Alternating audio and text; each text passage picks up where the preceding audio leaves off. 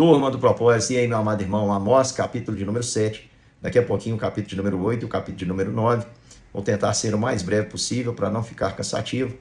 Aqui no capítulo 7, o profeta traz possíveis juízos que o Senhor traria ao povo de Israel. E por que o Senhor traria esses juízos? Porque o povo de Israel havia se tornado um povo soberbo. No capítulo 6, o Senhor diz que ele odeia a soberba de Jacó. O que é soberba? É achar que é grande, quando na verdade Jacó é pequeno. O próprio profeta vai admitir isso. E qual era o pecado? O que eles estavam fazendo na sua soberba? Eles estavam achando, a soberba do homem o leva a pensar que ele pode fazer o que quiser e não vai acontecer nada. Por isso que a Bíblia diz que a soberba precede a queda. No caso aqui, a nação de Israel, ela estava praticando a injustiça. Havia se corrompido, aceitado suborno na hora do juízo, estavam penhorando as coisas dos mais necessitados, aplicando ali aquele juro aquele empréstimo com usura, com um juro altíssimo, onde o necessitado tinha que deixar a roupa que ele cobria o frio para garantir ali o pagamento. Então havia injustiça atrás de injustiça, e o Senhor vem nesse tempo de prosperidade financeira, mas de total pobreza espiritual, usar o profeta para falar ao povo dentro dessa visão. Então o profeta Amós, ele tem uma visão que os gafanhotos, uma nuvem de gafanhotos está vindo destruir as plantações. Presta atenção, meu irmão, a base daquela sociedade era a agricultura. Se o Senhor mandasse uma nuvem de gafanhotos para destruir as plantações, provavelmente aquela nação iria quebrar economicamente. E mais que isso, eles iriam passar fome, especialmente os mais pobres. E é por isso que Amós, ele ora ao Senhor e ele diz ao Senhor: Senhor, perdoa, rogo-te, como subsistirá Jacó? Porque é pequeno. Então, enquanto Jacó se sentia grande, o Senhor quer mandar gafanhotos. Agora o profeta se quebranta e diz: Senhor, Jacó é pequeno, perdoa. E o Senhor então aceita a intercessão e suspende esse juízo.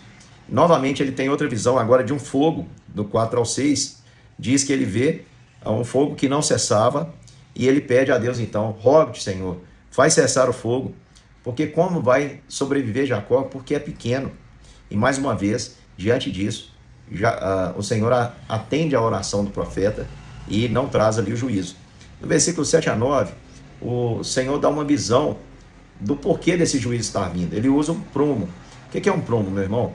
Prumo é um instrumento de medir a verticalidade e a integridade de uma construção. Então imagina que essa caneta, se ela fosse uma parede, ela precisa ficar reta em perfeição, para que o prumo ele não mente, o prumo vai dizer se ela é reta ou se ela é inclinada.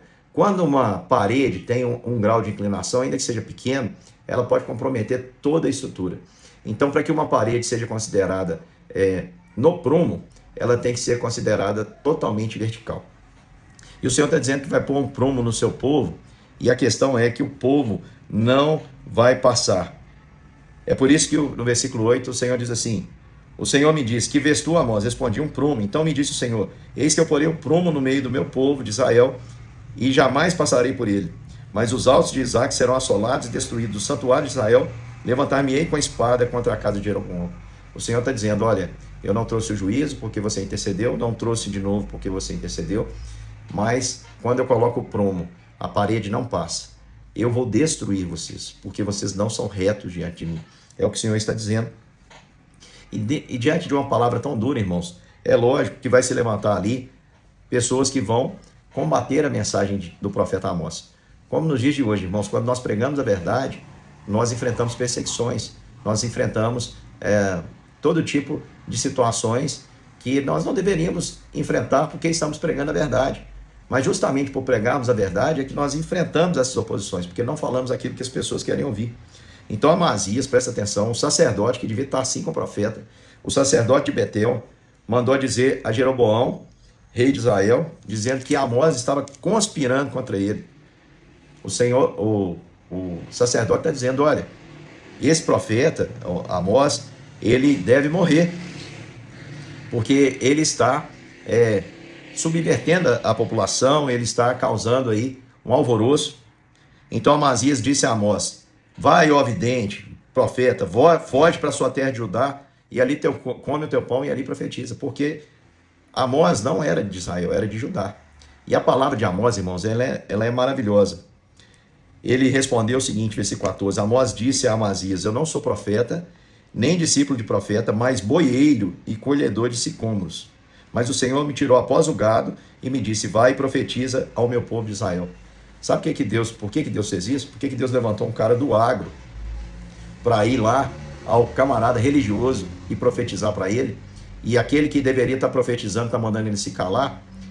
Deus fez isso, meu irmão, para envergonhar, para mostrar que ele não estava com os sacerdotes de Israel, que ele não estava com os religiosos de Israel, mas ele levantou um homem simples do campo para ir profetizar e denunciar aquilo que os religiosos daquela época estavam se omitindo de denunciar. Por quê?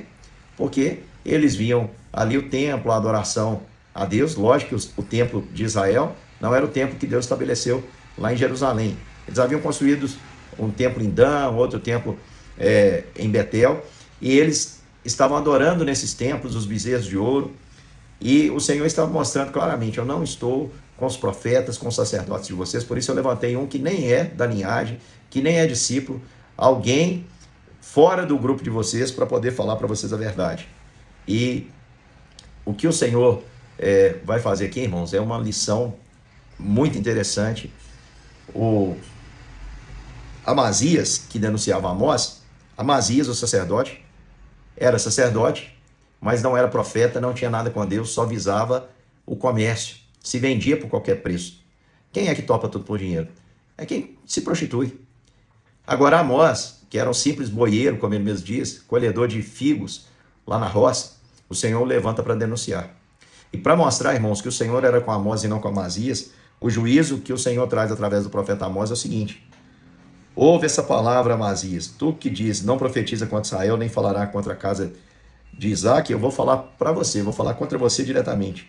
Diz o Senhor: a sua mulher se prostituirá na cidade, teus filhos e tuas filhas cairão, morrerão à espada, e a tua terra será repartida a cordel, e tu morrerás em uma terra imunda e distante de Israel. Certamente serás levado cativo para fora da sua terra. Amós está dizendo, para provar que o que eu estou dizendo é verdade, o que você faz espiritualmente, a sua mulher vai fazer fisicamente. Você é um prostituto religioso, porque você vende a verdade. A sua mulher vai se vender, vai se prostituir. Os seus filhos, a sua descendência não terá continuidade. O Senhor, quando ele coloca esse fim, estabelece isso nas Escrituras, isso tem um significado, meu irmão, de que o Senhor não tem prazer naquela vida, não tem prazer. Era para ter prazer, porque ele é um sacerdote, mas o Senhor não tem prazer nele. Então seus filhos morreriam à espada. E ele não experimentaria a morte. Pior que a morte, ele experimentaria o exílio, sendo levado, arrancado da terra que Deus deu ao seu povo, que manava leite e mel, e sendo levado para uma terra estranha, e morrerá os seus dias ali, nessa terra imunda. Irmãos, eu quero deixar aqui algumas aplicações para você. O juízo de Deus pode vir a qualquer momento sobre as nossas vidas. E nós merecemos o juízo de Deus. É por isso que nós precisamos nos quebrantar. Aqui o profeta Amós se quebrantou 2 vezes e o Senhor decidiu não derramar aquele juízo sobre ele. E nós precisamos, irmãos, urgentemente verificar a verticalidade da nossa vida. Será que nós estamos inteiramente voltados para o Senhor? É lógico, irmãos, que o que manda que essa parede fique em pé não é a minha força, nem a sua, nem a minha capacidade, nem a sua. O que tornou essa parede torta aprumada, que tornou essa parede torta reta, foi a obra do Senhor Jesus Cristo. O Senhor Jesus, ele veio e tirou todas as nossas imperfeições, e por meio dele hoje nós podemos alcançar o prumo, nós podemos ser considerados retos, não porque somos perfeitos, mas porque aquele que é perfeito nos aperfeiçoou com a sua morte na cruz. Que Deus te abençoe, meu irmão, e até daqui a pouquinho para mais um capítulo das Escrituras.